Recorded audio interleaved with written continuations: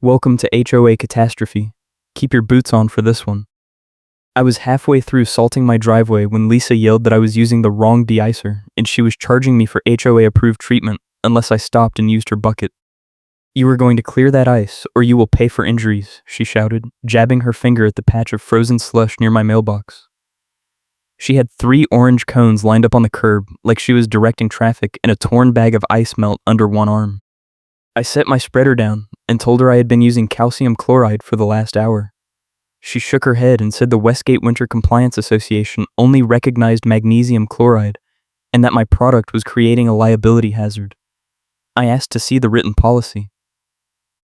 She told me the policy was self-evident and that this conversation is not a debate, it is a directive. I work as an insurance claims adjuster. I document everything. That habit saved me more than once, and it was about to save me again. Lisa Stewart had been the architectural committee chair for 2 years, and in that time she had turned every minor issue into a compliance crusade.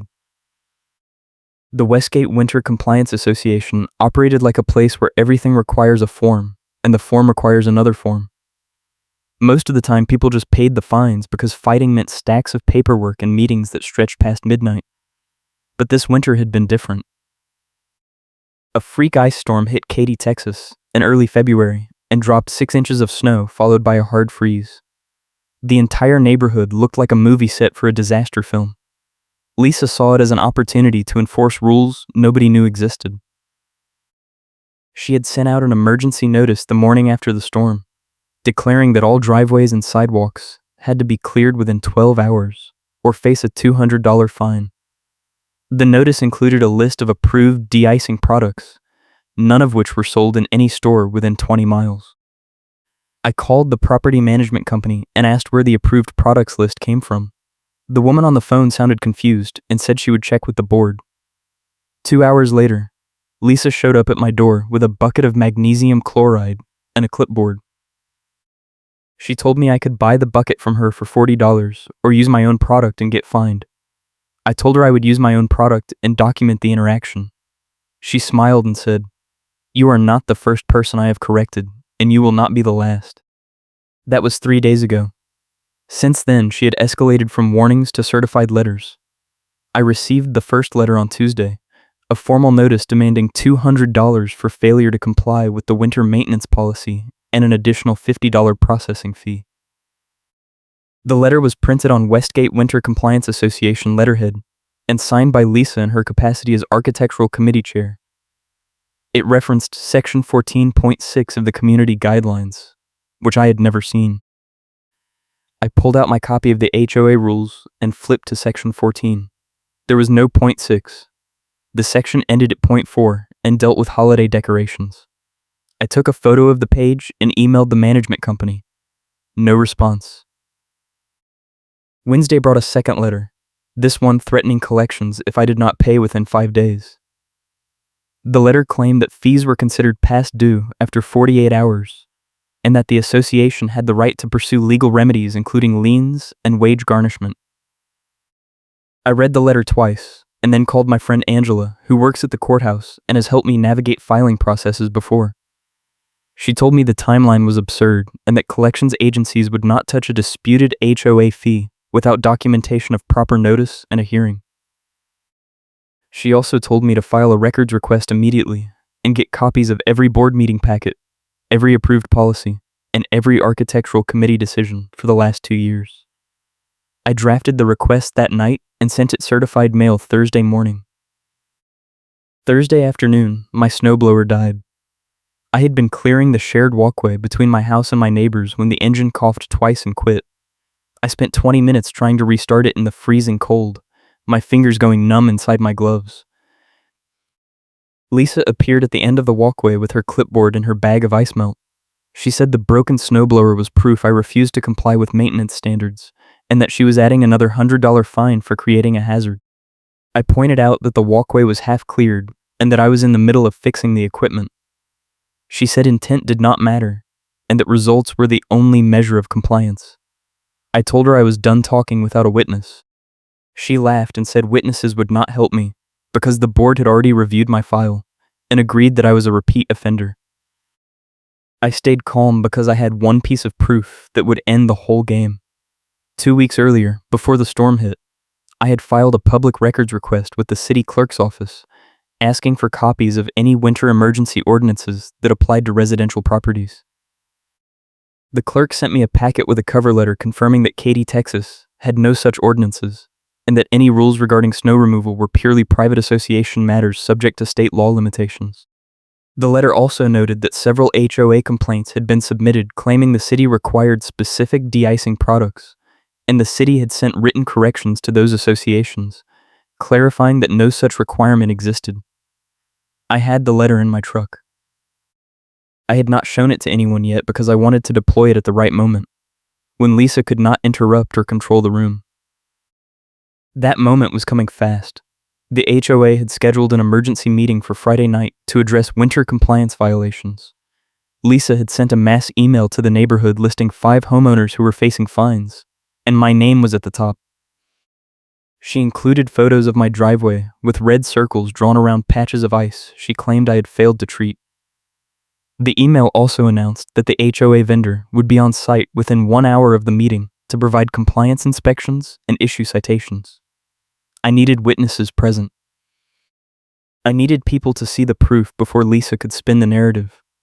I called Angela and asked her to come to the meeting. She said she would bring her laptop and pull up the state HOA statute in real time if needed. Friday morning, I received a knock on my door. It was a process server with a notice to appear at a hearing scheduled for the following Tuesday. The notice claimed I owed $650 in fines and fees, and that failure to appear would result in a default judgment and automatic lien filing. I read the notice 3 times. The fees had jumped from $400 to $650 overnight. The new charges included a $50 administrative review fee, a $100 hearing preparation fee, and another $100 labeled emergency compliance surcharge. None of these fees appeared in any document I had ever received from the HOA. I took photos of the notice and added them to my evidence folder. Then I called the management company again. This time, a different woman answered. She said Lisa had been handling all winter enforcement directly, and that the management company was only processing the paperwork Lisa submitted. I asked if the board had approved the fee schedule. She paused and said she would have to check. An hour before the meeting, I drove to the gas station to fill up my truck. I was planning to print extra copies of the city clerk's letter at the print shop next door. Lisa's car pulled in behind me at the pump. She got out with her phone held up, filming. She walked right up to my truck and started narrating into the camera, saying she was documenting a resident who had refused to comply with winter safety protocols and was now attempting to leave the community during an active enforcement period. I told her I was getting gas, not leaving the community. She said my intentions were irrelevant and that she was submitting the footage to the board as evidence of non-cooperation. I checked my watch. The meeting started in 45 minutes. I asked her if she was going to follow me to the print shop too. She said she would follow me wherever necessary to ensure compliance. If you are enjoying this chaos, hit that like button and subscribe for more stories where HOA rules backfire in spectacular ways. I got my copies printed and arrived at the clubhouse 10 minutes before the meeting. The parking lot was already full. I recognized most of the cars. Angela pulled in right behind me and waved. She had a leather binder under her arm and her laptop bag over her shoulder. We walked in together. The clubhouse meeting room was set up like a courtroom, with a long table at the front for the board and rows of folding chairs facing it. Lisa was already at the front table, arranging stacks of paper and setting up a projector. She had her bag of ice melt on the table like a courtroom exhibit. The board president, an older man named Harold, sat in the center chair looking uncomfortable. 2 other board members flanked him, both looking at their phones. Lisa started the meeting exactly on time. She welcomed everyone and said the purpose of the emergency session was to address a pattern of non-compliance that threatened the safety and property values of the entire community. She clicked to the first slide, which showed a photo of my driveway with red circles and arrows. She said I had been warned multiple times about improper de-icing methods and that I had refused to use approved products despite clear instructions. She said my actions had created a liability risk and that the association could be held responsible if anyone slipped on my property. She clicked to the next slide, which showed my broken snowblower. She said this was evidence of refusal to maintain equipment and that I had abandoned the shared walkway in a hazardous condition. She clicked to the next slide, which showed a screenshot of my truck at the gas station. She said I had been attempting to flee the community during an active enforcement action. I raised my hand. Lisa ignored me. Harold cleared his throat and said I should be allowed to respond. Lisa said there would be time for responses after she finished presenting the evidence. She clicked to another slide, this one showing a timeline of violations starting 3 weeks ago. Each entry had a date, a description, and a dollar amount. The total at the bottom was $800. I stood up. Lisa said I was out of order. I said I had documentation that contradicted everything she had just said and that the board needed to see it before making any decisions. Harold looked at Lisa. Lisa said the board had already reviewed the file and that my documentation was irrelevant because the policy was clear. I held up the city clerk's letter. I said the policy Lisa kept referencing did not exist. Angela stood up and said she had pulled the HOA bylaws and the architectural committee charter, and neither document granted Lisa the authority to create new policies or impose fines without board approval. She said the fee schedule Lisa was using had never been voted on, and that the winter compliance rules had never been added to the community guidelines. She opened her laptop and turned it to face the board. Harold leaned forward and started reading. Lisa said the documents were outdated and that emergency authority allowed the architectural committee to act independently during weather events. Angela said there was no emergency authority provision in the bylaws and that Lisa was misrepresenting the governing documents. Harold asked Lisa to provide a copy of the board packet showing the approval of the winter policy. Lisa said the packet was filed with the management company. Harold pulled out his phone and called the management company on speaker. The woman I had spoken to earlier answered. Harold asked if the winter compliance policy had been submitted for board approval. The woman said no, and that Lisa had told her it was an architectural committee matter that did not require board action. Harold ended the call. He looked at Lisa and asked her to explain. Lisa said the policy was based on industry best practices and that she had been trying to protect the community from lawsuits.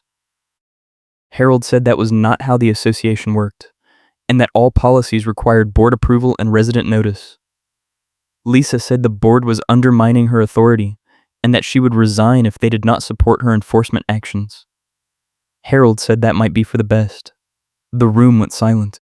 Lisa grabbed her ice melt bag and her clipboard and walked out. The bag tore further as she moved, leaving a trail of white crystals across the floor. Harold called a 10-minute recess. People stood up and started talking in clusters. Angela showed me the state statute on her laptop. It said HOAs could impose reasonable rules but had to follow their own procedures and could not create retroactive penalties. She said Lisa had violated at least 3 sections and that the fines were unenforceable. I asked what would happen next. Angela said the board would have to vote to rescind the fines and possibly issue a formal apology. She also said I should file a complaint with the property management company and request a full audit of Lisa's enforcement actions over the past 2 years. When the meeting resumed, Harold said the board was voting to immediately suspend all fines related to winter compliance and to launch a review of the architectural committee's activities. He said residents who had already paid fines would receive refunds within 30 days. He also said the board was removing Lisa as meeting chair and revoking her authority to issue citations without board approval. One of the other board members made a formal motion. The second board member seconded it. Harold called for a vote. All 3 voted yes. The motion passed. Harold said the minutes would record the reversal and the reason. He said the board took responsibility for failing to provide proper oversight and that new procedures would be implemented to prevent future issues. The meeting ended 20 minutes later. People came up to me and said they had been dealing with the same threats and were glad someone had finally pushed back. One man said Lisa had fined him $300 for leaving his trash cans out overnight during the storm because the truck could not get through. A woman said Lisa had threatened to tow her car because it was parked 6 inches over the line in her own driveway. Angela told them all to file written complaints with the management company and copy the board. She said a pattern of abuse would strengthen the case for a full audit and possible legal action. I drove home that night feeling like I had just survived a trial. My driveway was still covered in patches of ice. I grabbed my shovel and started working. Halfway through, my neighbor came out and offered to help. He said he had watched the whole thing unfold and was sorry he had not said something sooner. I told him it was fine and that the important thing was that it was over. He said he hoped so, but that people like Lisa do not usually go quietly. He was right. Sunday morning, I found a notice taped to my door. It was not from the HOA. It was from the City Code Enforcement Office, claiming someone had filed a complaint about unsafe ice conditions on my property. The notice said an inspector would be conducting a site visit on Monday, and that I could be fined up to $500 if violations were found. I called Angela. She said it sounded like retaliation, and that I should document everything and be present for the inspection. She also said to bring the city clerk's letter and any photos showing the current condition of my property. The inspector showed up Monday at 9 in the morning. He was a middle-aged man in a reflective vest with a county ID badge. He walked my driveway and sidewalk, took photos, and made notes on a tablet. I showed him the city clerk's letter and explained the situation with the HOA. He read the letter and nodded. He said he had been getting a lot of bogus complaints lately from HOA board members trying to use the city as enforcement backup. He said my property was fine, and that he would note in his report that the complaint was unfounded. He also said I should file a counter-complaint if I believed the original complaint was filed in bad faith. I thanked him and said I would think about it. Tuesday afternoon, I received an email from the property management company. It was a formal apology signed by the board president. The email said the board had completed a preliminary review of the architectural committee's enforcement actions and had identified multiple procedural violations. It said all fines issued by Lisa Stewart in the past 6 months were being rescinded and that refunds would be processed by the end of the week. The email also said Lisa had resigned from the architectural committee and that the board was appointing a new chair who would work with the management company to develop clear, board-approved policies. The email included a link to a survey asking residents to provide feedback on HOA governance and enforcement practices. Angela called me that night and said the management company had received over 30 complaints about Lisa in the past week. She said several residents were exploring a class action lawsuit to recover legal fees and emotional distress damages. She said I should consider joining if it moved forward, but that the current outcome was already a significant win. I told her I just wanted to move on and that I was happy the rules were being fixed. She said that was fair, but that I should keep all my documentation in case anything came up later. Wednesday morning, I was shoveling the last of the ice from my front walk when a truck pulled up. It was the HOA landscaping vendor, the same one Lisa had said would be on site to issue citations. The driver got out and introduced himself. He said the management company had sent him to do a full property walkthrough and confirmed that all winter maintenance was complete. He said he was also supposed to apologize on behalf of the vendor company for participating in what he now understood was an unauthorized enforcement scheme. He said Lisa had told him the board had approved emergency inspections and that he had not questioned it until the management company called and explained what had happened. He walked my property, took photos, and said everything looked fine. He handed me a written report and said he would submit it to the board that afternoon. Thursday, I received a check in the mail from the HOA. It was a full refund of the $400 I had paid in fines before the meeting, plus an additional $50 for administrative costs. The check came with a cover letter from Harold apologizing again and saying the board was committed to rebuilding trust with residents. The letter also said the board had voted to require 2 board members to approve any enforcement action before a fine could be issued, and that all policies would be posted online with a 30-day comment period before adoption. Friday night, Angela and I met for dinner at a place near the courthouse. She said the HOA drama had made her weak, and that she wished all her cases wrapped up that cleanly. I told her I was just glad it was over, and that I could go back to worrying about normal things like work deadlines and grocery lists. She raised her glass and said sometimes the system actually works when you force it to. We clinked glasses, and I felt the tension of the past 2 weeks finally start to fade. Saturday morning, I woke up to another email. This one was from the new architectural committee chair, a woman named Sandra, who lived 3 streets over. She introduced herself and said she was reaching out to everyone who had been involved in the winter enforcement situation. She said the board had asked her to lead a task force to rewrite the community guidelines and that she wanted input from residents who had experienced problems with the old system. She said the task force would meet twice a month and that all meetings would be open to any resident who wanted to attend. She also said she was committed to transparency and that every decision would be documented and posted online. I replied and said I would try to make the meetings when my work schedule allowed. 2 weeks later, the neighborhood looked like winter had never happened. The snow melted, the ice cleared, and people went back to their routines. I saw Lisa once, getting into her car in the clubhouse parking lot after what I assumed was her final meeting to hand over files. She did not look at me. I did not wave. Some endings do not need closure, they just need to be over. The task force held its first meeting in March. About 20 people showed up. Sandra handed out copies of the current guidelines and asked everyone to mark sections that were unclear or outdated. We spent 2 hours going through the rules line by line. When we got to the section on winter maintenance, Sandra said the task force was recommending a simple standard. Clear your property within a reasonable time after a storm. Use any commercially available de-icer. And notify the HOA if you need help. No fines, no inspections, no approved product lists. The room agreed. Sandra said she would present the recommendation to the board at the next meeting. The board approved the new guidelines in April. The vote was unanimous. Harold sent an email to the entire neighborhood explaining the changes and thanking residents for their patience during the review process. He also announced that the board was implementing quarterly town halls where residents could ask questions and raise concerns in an open forum. He said the goal was to make sure what happened with Lisa never happened again. I ran into Angela at the courthouse in May. She said she had heard the HOA had hired a new management company and that the transition was going smoothly. She said several other neighborhoods in the area had reached out to ask about the reforms we had implemented and that our task force was being used as a model. I told her that was wild, and that I never expected any of this when I was standing in my driveway arguing about ice melt.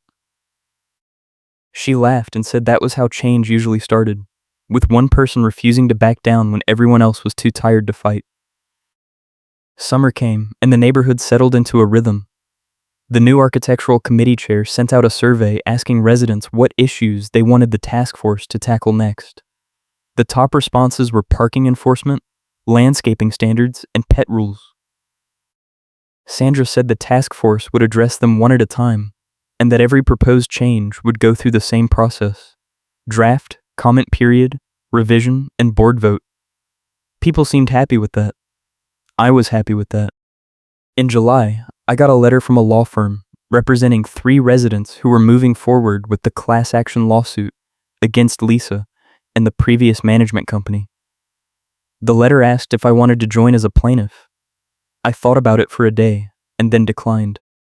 I had gotten my refund, the rules had been fixed, and I did not want to spend the next year in depositions and hearings. Angela said she understood, but that the case could set an important precedent for HOA accountability. I told her I would be happy to provide a statement if it helped, but that I was done being the main character in this story. The lawsuit settled out of court in September. The management company agreed to pay a total of $40,000 to be divided among the plaintiffs and to implement new training protocols for all staff handling HOA enforcement. Lisa was not named in the settlement, but the agreement included a clause prohibiting her from serving on any HOA board in the state for 5 years. Angela called me when the settlement was announced and said it was a bigger win than she had expected. She said the training protocols alone would probably prevent hundreds of similar situations across other neighborhoods. October brought the first cool weather since the previous winter. I was raking leaves one Saturday when my neighbor came over and asked if I was worried about snow. I laughed and said I was more worried about hurricanes since we were still in Texas. He said he had heard the HOA was putting together a disaster preparedness committee and that they wanted volunteers. I told him I would think about it, but that I had already spent enough time in HOA meetings to last a lifetime. He said he understood and that he felt the same way, but that it was good to know the system was working better now. November marked 1 year since I had moved into the neighborhood. I had bought the house because it was close to work and had a good yard for my dog. I had not planned on becoming the guy who fought the HOA and won. But that was what people called me now, at least in the neighborhood group chat. Someone had even made a joke about nominating me for the board. I declined immediately. I had no interest in running meetings or reviewing variance requests. I just wanted to live my life without someone measuring my grass or counting my trash cans. Sandra sent out an end-of-year report in December. It was a short email with bullet points summarizing what the task force had accomplished. New guidelines for winter maintenance, parking, landscaping, and pets, all approved by the board with input from residents. She also included a list of upcoming projects for the next year, including a review of the covenant enforcement process and a proposal to create a resident ombudsman position to handle complaints. She ended the email by thanking everyone who had participated and saying she was proud of the progress the community had made.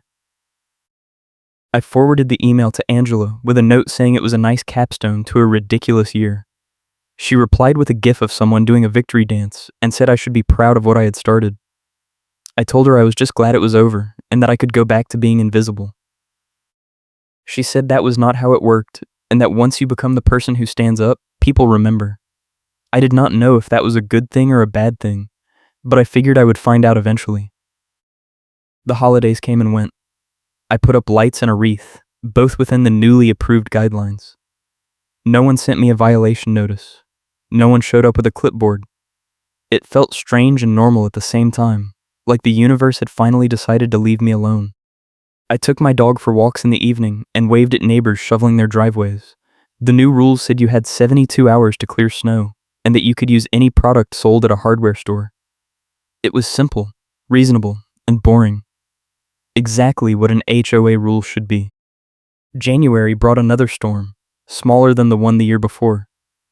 I cleared my driveway with my new snowblower and used the calcium chloride I bought at the local hardware store. No one said a word. No one filmed me. No one left a notice on my door. It was anticlimactic in the best possible way.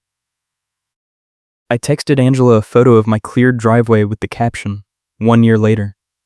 She replied with a thumbs up and said she was glad the trauma had not left permanent scars. The truth was, it had changed me in ways I was still figuring out. I paid more attention to HOA emails now. I read the meeting minutes. I asked questions when something did not make sense. I was not trying to be a hero or a crusader. I just did not want to be blindsided again. And I think a lot of other people in the neighborhood felt the same way. The task force meetings were still well attended. The quarterly town halls filled up.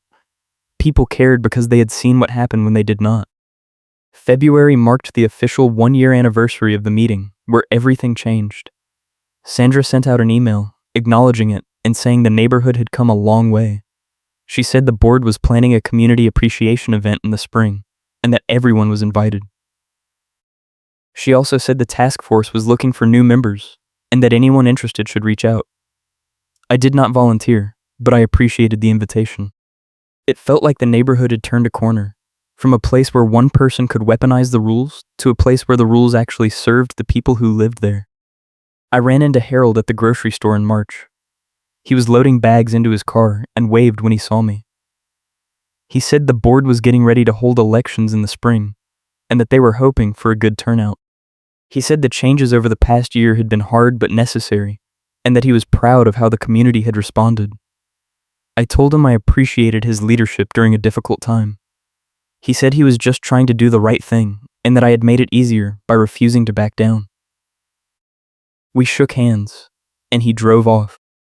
Spring brought green grass and blooming trees. The neighborhood looked nothing like the frozen battlefield it had been a year ago. I spent weekends working in my yard and catching up with neighbors. A few people thanked me again for standing up to Lisa. I told them it was not just me, that a lot of people had contributed to fixing the system. They said that was true, but that I had been the one willing to take the first hit. I did not know what to say to that, so I usually just nodded and changed the subject.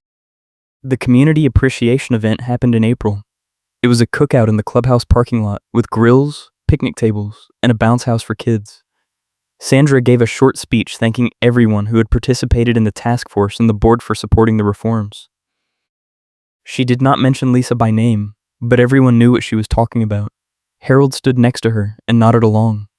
When the speech ended, people clapped and went back to eating and talking. It felt like a real neighborhood for the first time since I had moved in. Angela showed up halfway through the event. She said she had heard about it from the neighborhood group chat and wanted to see how things had turned out. I introduced her to Sandra and Harold. They thanked her for helping with the legal research and said the state statute she had pulled up during the meeting had been crucial. She said she was just happy to help, and that she wished more HOAs had people willing to fight for accountability. Sandra said the task force was always looking for legal expertise if she ever wanted to get involved. Angela laughed and said she would think about it, but that she already had enough on her plate. We grabbed food and sat at one of the picnic tables. Angela asked if I ever regretted getting involved. I thought about it for a minute and said no, but that I wished it had not been necessary. She said that was the story of every fight worth having. We sat there in the sun, eating burgers and watching kids run around. And it felt like the most normal thing in the world. Like the chaos of the past year had been a bad dream that finally faded in daylight. The elections happened in May. Sandra ran for a board seat and won easily. 2 other task force members also joined the board. Harold decided not to run again, saying he wanted to step back and let new people take over. At the first meeting with the new board, Sandra proposed creating a formal appeals process for any enforcement action, with a requirement that residents receive written notice of their rights before any fine was issued. The board voted unanimously to adopt it. The new process went into effect in June. I kept living my life. I went to work, came home, took care of my house and my dog. I did not go to every HOA meeting, but I read the minutes and stayed informed. I voted in the elections and filled out the surveys. It was not exciting, but it was enough. The neighborhood felt stable in a way it had not before, like people trusted that the system would not turn on them overnight.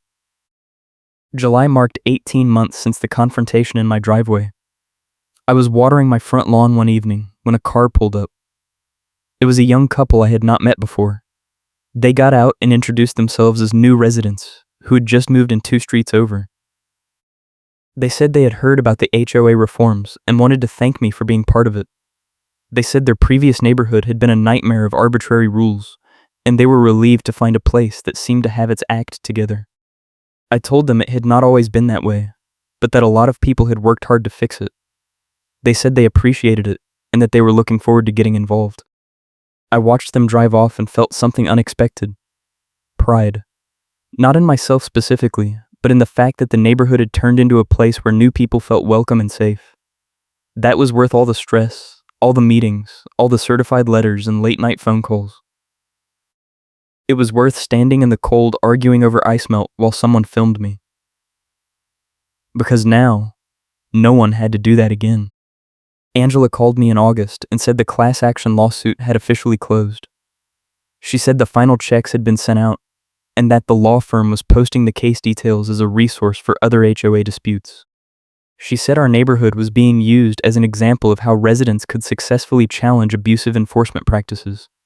I told her that was surreal, and that I still could not believe any of it had happened. She said I should get used to it, because stories like this did not stay quiet. I said I hoped people learned from it, and that maybe some other neighborhood would have an easier time, because we had already fought the battle. Fall came again. I raked leaves and put up Halloween decorations. The HOA sent out a reminder about holiday light guidelines, but the tone was friendly and the rules were reasonable. No one threatened fines or inspections. It felt like living in a normal neighborhood run by normal people.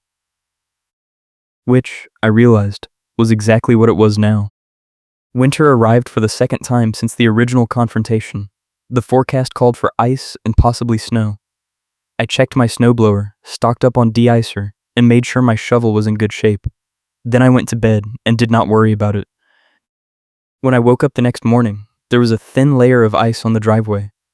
I went out, cleared it, and went back inside. No one knocked on my door. No one sent a letter. No one showed up with a clipboard and a torn bag of ice melt. It was boring and perfect. Sandra sent out an email that afternoon reminding residents about the 72-hour window and offering contact information for anyone who needed help clearing their property. The tone was helpful, not threatening. A few people replied thanking her and asking for recommendations on de-icing products. She sent back a list with prices and store locations. It was the kind of thing an HOA should do, provide information and support, not fear and fines. I thought about Lisa sometimes, but not often. I did not know where she was or what she was doing. I did not care. She was a closed chapter in a story that had already moved on. The neighborhood had healed, the rules had been fixed, and people felt safe in their own homes. That was the only outcome that mattered. Angela and I met for coffee in December. We talked about work, the holidays, and everything except the HOA drama. At the end, she asked if I would do it all over again if I had to. I said yes, but I hoped I would never have to. She said that was the right answer, and that she was proud of me for seeing it through. I told her I could not have done it without her. She said that was not true, but that she was glad she could help. We hugged goodbye and promised to stay in touch. The year ended quietly. I spent New Year's Eve at home, watching the countdown on TV and thinking about how much had changed. 2 years ago, I had been standing in my driveway arguing over ice melt and wondering if I was going to lose my house over HOA fines. Now, I was sitting in my living room with my dog, confident that the rules were fair and that the people in charge were accountable. It was not a dramatic transformation, but it was real. And that was enough. The new year brought new challenges, but none of them involved the HOA. Work got busy, my dog needed surgery, and I spent a lot of time dealing with normal life problems. The HOA sent out emails about landscaping and parking, but the tone stayed reasonable and the enforcement stayed fair. People complained occasionally, but the appeals process worked and conflicts got resolved without escalating into full-blown wars. It was boring, functional, and exactly what a homeowners association should be. Sandra stepped down from the task force in March, saying she wanted to focus on her board duties. A new chair was elected, a retired teacher named Mark, who had been part of the task force since the beginning. He sent out an email introducing himself and promising to continue the work Sandra had started. He said the task force's mission was to keep the community guidelines clear, fair, and easy to follow. People responded with support and encouragement. The system was working. I kept living my life. I went to work, came home, took care of my house. I voted in the next round of elections and filled out the surveys when they came. I was not a board member, not a task force chair, not a crusader. I was just a guy who had stood up once when it mattered, and then went back to being normal. And that felt right. Because not every story needs a sequel.